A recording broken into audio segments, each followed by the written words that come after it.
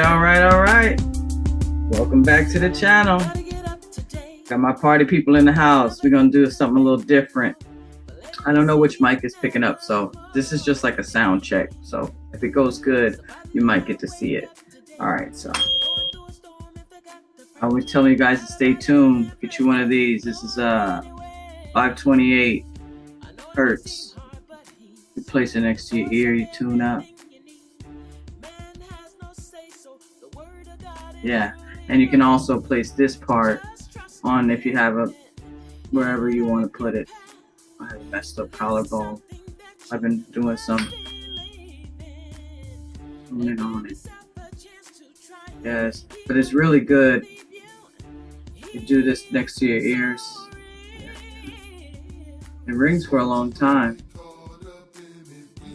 All right, now. So I want to say, this is a little different for me. You guys know I don't usually be on the camera all the time. I got my little, this is my porch though. So I got everything set up a little bit and I'm chilling back here. I got my plants all the way down there on that side, and over here is all the storage. So I went and bought a little green screen so you can't see all my storage, but I'm here. We are here. What we're going to talk about today is this one I wanted to do for a long time. This is Holy Megillah, of course, you guys know that. This is going to be chapter 37, the first meeting of Yahshua and Peter the Ebionite. Now, if you don't know, I have a video on my channel about Peter starting the first schism against the Lord and the Lady. This encounter happens before that. This is before the baptism. And Yahshua was on his way to go meet Miriam. So just to give you a summary of what this is going to be about. But this is pretty good. You got to listen, all right? So, nestled among a network of caves near the shore of the Dead Sea, not far from Elijah Ford, was a settlement that called itself Essene, but was not Nasarean. Behold, several different groups at this time used the name Essene, for the name simply means healers, and any can claim that name. As Yahshua walked to meet Miriam beyond Elijah Ford, he met Peter, who had previously been called Simon the Zealot. Peter had been declared dead by his order of the Aaronite Essene. Simon the Zealot, who named himself Peter, had been cast out of the Aaronite Essenes. At his expulsion, it was noted that though Simon had disciplined his personal habits to create an appearance of holiness, his motives were unholy and vain. An elder of the sect said to Simon at his expulsion, "Your personal discipline is rendered mute by your lack of humility." Another elder noted, "For rarely speaking," remarked Simon, "I support your expulsion. You are such an egoist that none of us can stand to live with you anymore. Not only because of your claim to be the successor of our founder, the righteous teacher, are you expelled, but also because your entire demeanor is unseemly." So the Aaronite sect that expelled Peter taught that a person cast out from their community is forever dead to the remaining members of the sect, who henceforth deny the hand of friendship. When Simon was thrown out of the Aaronite sect, he abandoned the name Simon, that name being dead, and at that time he took the name Peter, which means firstborn. Peter, on his way to Elijah Ford on the journey to see John the Baptist, for the Baptist was gaining fame, and Peter wanted that sort of fame himself, stopped to spend the night in the desert at a shared campfire of a band of disparate travelers.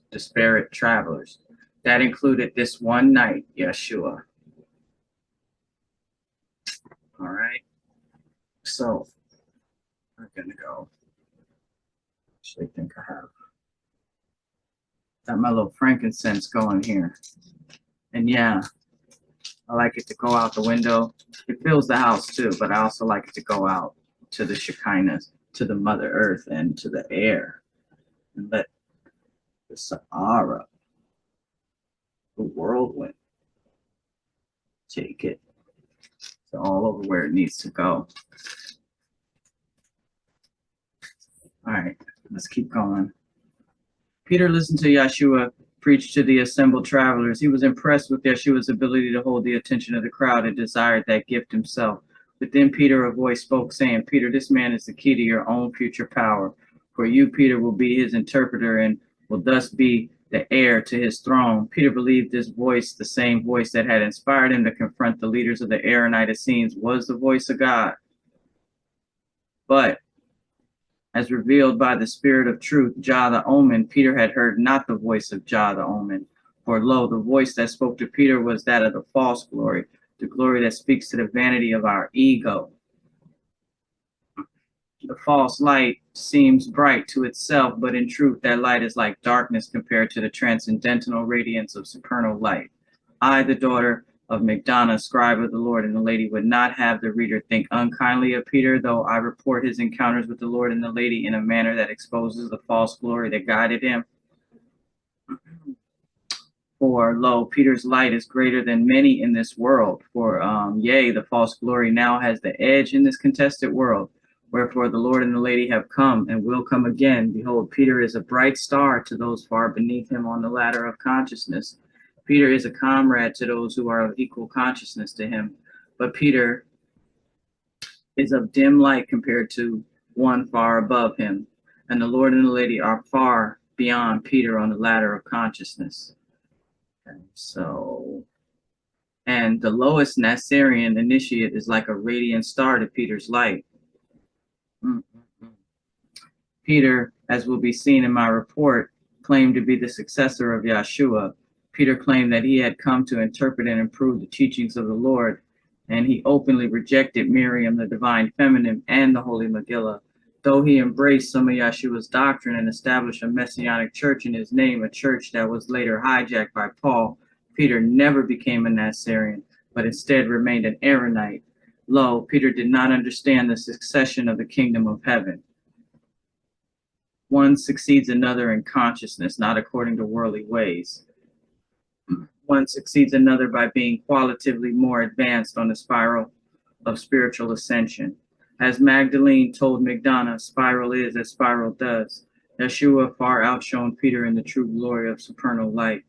Peter's belief that he could claim the role of spiritual successor to Christ was wrong. Neither was Peter appointed by Yahshua to be his successor to any religious office or title. But Peter may one day repent and ascend in an upward spiral of true glory. And those lower than Peter will be lifted a bit even by his false glory. For even a bit of the doctrine of Yahshua will lift those in a dark pit to a higher rung on the ascension ladder. But know this from the scribe who walked with the Lord and Lady, Peter never was a disciple of the Lord and was not his true successor. Now I, Jalil, birth daughter of Magdana, adopted daughter of Miriam, continue my report on Peter's first meeting with the Lord Christ. All right, I'm going to break it up. I'm going to just put this one on the first video, and then I'm coming back with the second part, the continuation of her report. So, because that was a lot of information. And somebody might want to just go run it back real quick a couple times to let that, what was said, sink in, because this is kind of serious. And this was the first meeting of Yahshua and Peter the Ebionite, according to the Holy Megillah Nazarene Bible of the Essene way. All right, guys, stay tuned. I'll be back. Tune up, tune in, even if you got to tune out. Thanks for watching.